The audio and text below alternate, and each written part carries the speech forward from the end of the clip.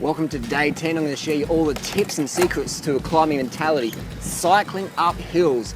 No workout on the planet will burn more calories or shift your mitochondria to a better place than cycling your bike up a hill. Anyone can do it, doesn't matter how fit you are, whatever. Cycling up hills does something. When you put your body against gravity, hormones change, mitochondria changes, your physique changes. It's just a fact. So let's get ready for some cycling tips about climbing mentality. Have fun up here. The big secret to climbing is don't go full gas at the start. Don't sprint up the climb. You're not Lance Armstrong or Chris Froome just yet.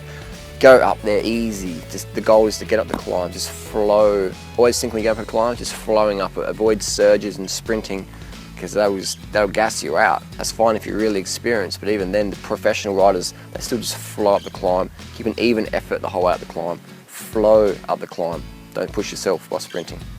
So bikes these days are very good in that they have a wide range of gears, and when you go up a climb you want to use your easy gears. You want to be spinning your legs at about 90 cadence, and you want to have gearing that lets you spin your legs when you're trying to push hard.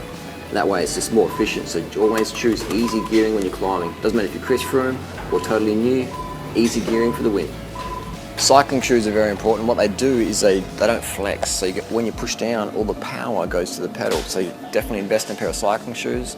I recommend a mountain bike shoe.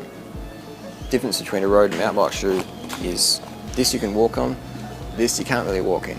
So this is a lot more practical. I race in these, I've raced every one of these shoes. They're fine. Mountain bike shoes, get these. I'll put more information down below what pedals I recommend.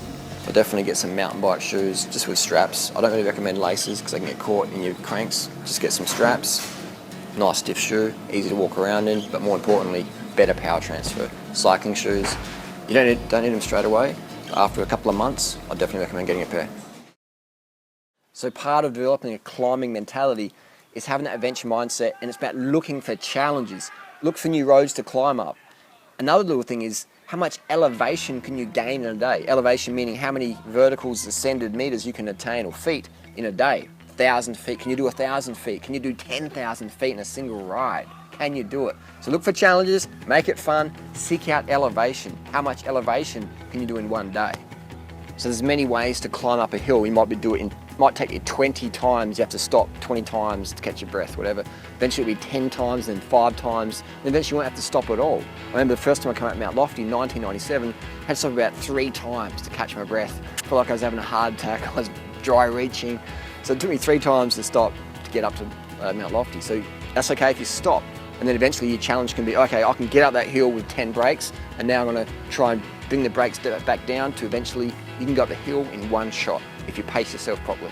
Another way to develop more adventure, more climbing mentality is to ride mountains in the rain, in the cold rain or the hot rain.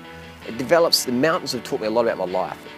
I know in my daily life I can achieve a lot more because I've ridden up some epic mountains in epic conditions, hot, cold, hunger, dehydration, and it forges you, it makes you a different person. So mountains, cycling up a mountain or on your hand bike, getting up a mountain is a challenge, so do it in the rain. If you want another challenge, ride mountains in the rain. Another way to develop more mental fortitude is riding up mountains when you're tired, when you're knackered, when you think, I'm not going to get to the top. And when you do get to the top, you're like, wow, next level mentality we're talking. So get out there when you're tired and do it. Don't do this very often, but just do it when you're totally knackered. One day you go, oh, I can't do it, and actually do it. So another climbing tip is when you start out is climb at a talking pace. If you can talk, you're doing it easy. If you're like, that's good, but just go at a talking pace to start with, and as you get fit you can push harder, but start at a talking pace. If you can talk, you're good to go. If you can talk, you can go forever. So ride, run, everything you train at talking pace, especially when you're climbing, and that shows that you're doing it easy and you can go long. Long, strong, that's what we're talking about. I want you to invest in a power meter. A power meter is something you put on your bike. It's going to help you actually know what you're doing when you're pedaling. I don't care if you're brand new to cycling, haven't ridden for 20 years, don't even have a bicycle yet. I want you to get a power meter on your bicycle. Down below I have the models I recommend. I don't sell them myself, I just have the models I recommend. The technology is so cheap now. 15 years ago they were like $10,000 and only top sporting federations could afford them.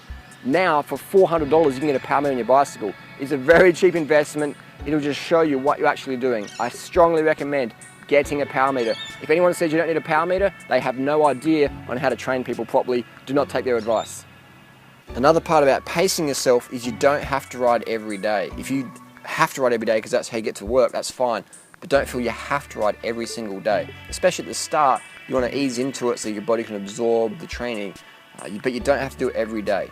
I don't ride every day of the year. I ride most days of the year, but I don't ride every day of the year. You don't have to do it every day. So if you miss a day, that's okay. That's okay. Recover. I mentioned this a lot in this course, and I say it again, it doesn't need to be intense. You don't need to train intensely. I've trained with some of the fittest people on the planet, and none of them train intensely every single day, ever. So you want to understand that mentality. This isn't Rocky. Rocky was a movie. This is real life. The secret to successful athletes, lean people, is not intense training, it's more consistent training over the years and decades. You can't speed up results by doing more intensity, you just burn out. It doesn't need to be intense, but you need to be consistent. Part of today's mission is finding a hill. I want you to find a hill you've never ridden and ride it. Ask your non-cycling friends, what's the hardest hill around here? If you live in Florida, that's going to be pretty hard. But for most people, there's a hill nearby. Ask your non-cycling friends, what's a hill you'd never ride up? And then do that. So the second part of the mission is find that hill on this local Strava segment. If that hill's not already on Strava, I want you to create a Strava segment for it. What's a Strava segment? I'll link down below, we'll talk more about that. But I want you to find the hill near you and then find it on Strava and look at the times on it. And then upload your time. It doesn't matter if you're dead last. All that matters is you're up the hill and you're on Strava. That's all that matters, is you're out there having fun, breathing, getting some sun. Part of today's mission, getting to the top of the hill. Like I've said before, Mount Lofty, that was a big struggle for me.